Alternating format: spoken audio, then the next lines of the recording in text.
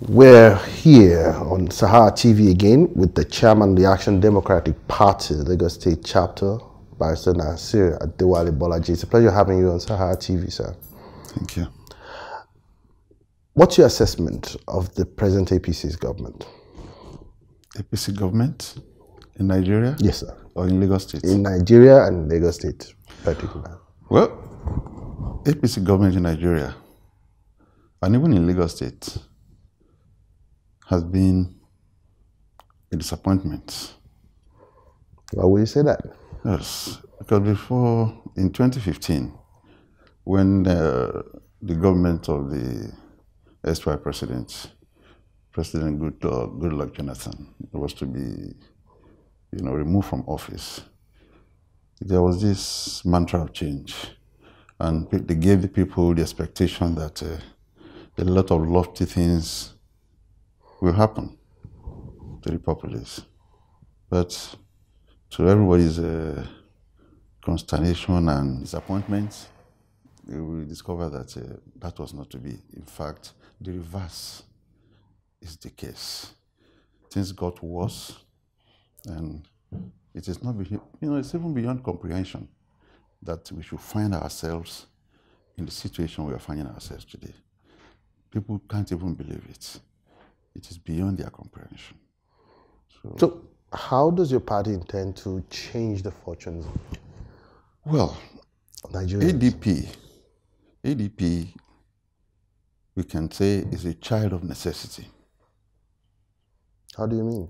Yeah, in the sense that we witnessed the 16-year rule of the PDP, and Nigerians felt that with the coming of APC into the federal level, things will be better for them.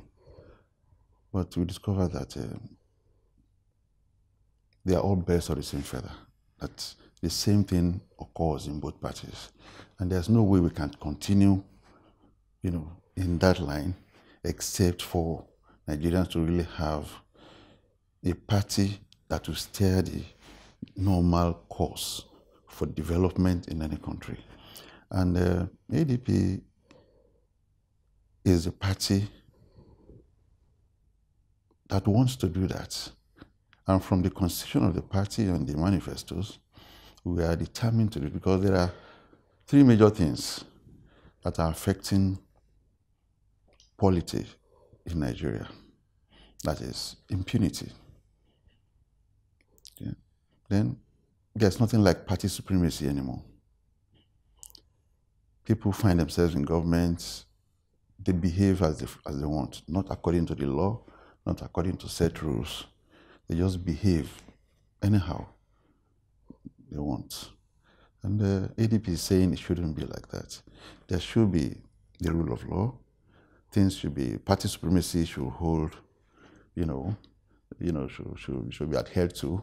And the fact that you can imagine, I can't remember when the president, for example, has come to, apart from the addresses he gives on ceremonial days and New Year Day or October 1st, Independence Day, apart from those ones, I have not seen the president coming to explain to the populace periodically, to tell them what, or even going to his party, the APC, to give them reports of what he has been able to do vis-a-vis the manifesto of the party,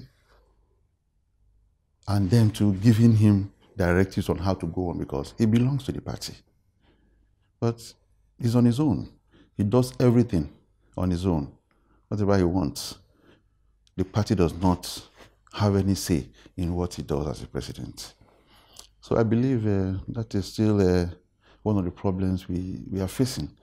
Now, Barrister, let me ask this question. Nigerian politics, there has been preponderance of money politics, and that has determined who becomes what in this country. How does your party intend to wrest power from this hydra-headed monster? Yes, thank you very much. We are very aware of that situation. are very much aware of it. It's not a small problem. It's a very enormous problem. But we have to start somewhere. We have to start someday. Okay, we can't just fold our arms because we say these people are, big wigs, they have heavy weights financially, and there's no way to confront them or to wrest power from them. We must try to do something. That is why we are talking to the intelligence and the conscience of the youth and the technocrats and the elite. Because in a way, they are the problems of this country. But these are people, do they vote? Those who actually vote. That is exactly why they are the problem. That's exactly why they are the problem. If the technocrats decide to have a say in the politics of this country by casting their votes, then I believe things will change, because it is not easy for the politicians, this politician we're talking about, to buy off this middle class, enlightened, educated set of people. It is not, so they prefer to deal with the downtrodden, the peasants, the market women. They prefer to deal with them. They are the ones you will find, the motor boys, the area boys. They prefer to deal with them than to deal with educated, enlightened people. And that is because even the so-called educated, enlightened people are not interested in going into politics. They are not participating. They're just sitting on the fence. But that's as a result of the level of disillusionment of the people, of the enlightened ones, as far as governance is concerned. You see, nobody can claim to be disillusioned when it comes to fighting for your life. You're talking about people's lives. But the problem they have, these technocrats and the enlightened, is because, one, some of them are gainfully employed. They have their jobs. We can say they are in the comfort zone. Whatever happens in government doesn't really affect them. That's what they feel. So they have their, pay on a monthly basis, or they have their big contracts, and they are comfortable. They live in posh houses, they drive posh cars, and they believe once they have all that, there's no point dabbling into politics. But at the end of the day, this whole thing will boomerang on them. God forbid that we should have a situation whereby anybody who has a few million in his hands will be running for shelter when the time comes, when there is this revolution we are trying to avoid.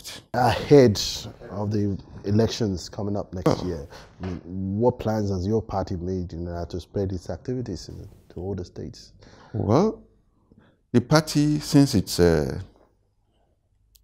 registration, even before its registration, the party has been putting structures in place at the state levels, at the local government levels, at the ward levels, even at the polling unit levels. Because our constitution allows for party structures from the national level up to the polling unit levels. So those are the structures we are putting in place. And we believe that by the time we are done with that, maybe in the next 1 or 2 months, by the time we are done with that, we have a foundation upon which to build the party, the foundation upon which any prospective candidates can work upon, and a structure that will be able to actualize the plans and the objectives of the party from the grassroots level to the national level. As the election approaches, what's your assessment of voters' registration as well as PVC collection? Well, no, there's no denying the fact that there is what you call voter apathy in Nigeria. No denying that fact. We, as a party, we have been campaigning for Nigerians to come out and register. We have been mobilizing. We have been galvanizing the youths, making them believe in the reason why they should be involved. Okay? And we are in the forefront of that campaign for members of the public, for Nigerians to come out and really register as voters. Not only that, they should be ready to use their votes, because that is the weapon. Because ADP, as a political party, is also a movement. It's a movement, it's a crusade, so to say. So we want to rescue the country from impunity. We can't just fold our arms and let it just drift along until everything, until the bubble bursts. So, are there any hurdles that you think the Independent National Electoral Commission should address ahead of the general elections? Any question they should address? Exactly. Yes. Issues, concerns. Yes, they should address, well, talking about the elections, forthcoming elections, there may be others, but there is one, salient one, that they have to address now. And the party is going to communicate with INEC on that one. Because when the timetable for elections it was released a couple of days ago, we discovered that INEC has slated the presidential election for the 16th of February as the first election to be conducted. But our own position, our stance, is that it shouldn't be so. Why? Because the electoral law, Section 25 of the electoral law, stipulates clearly that elections shall be conducted in the following order. A, Senate and House of Reps. B, presidential. C, gubernatorial and House of Assembly. That is what the electoral law says, and that is not being followed. If your party were in government today, away from INEC, how differently would it tackle the Fulani herdsmen killing? The herdsmen Killings. You see, the herdsmen killings is like any insurgency. Right. And it could be tackled, if it is to be tackled, if any government is serious about tackling it. But what we have seen is that the government, the present government, is not feeling anything. The government is not feeling that it is a problem that should be tackled. Probably the government feels that it's a normal thing for herdsmen to go into people's farms and kill them and to hold. I don't know why the government is so insensitive to such claims. So what will your party have done differently? Definitely.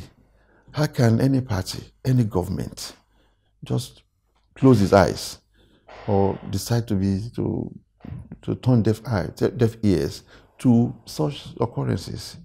It is not done. You can't allow people just to be killed like that for what? For nothing? I mean, it's not done.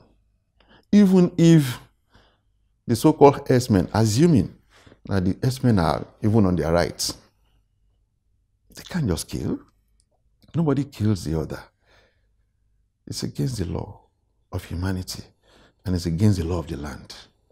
So why should any government allow it? There are many ways of dealing with that situation, but the government has decided not to do anything. That is the way we look at it. And if ADP is elected into government, ADP will make sure that an immediate solution is found to the problem of these herdsmen killing and maiming people here and there. It must stop. Who would have been the solutions? What would have been the solution? Taking it as any other insurgency. Okay? Drafting the normal forces to go there and deal with the situation. Just like they would deal with Boko Haram or IPOB, all the Biafra, IPOB. agitations and things like that. Any other. They should deal with it squarely, decisively, not just by lip service. Thank you very much for coming on there. You're welcome. Anytime.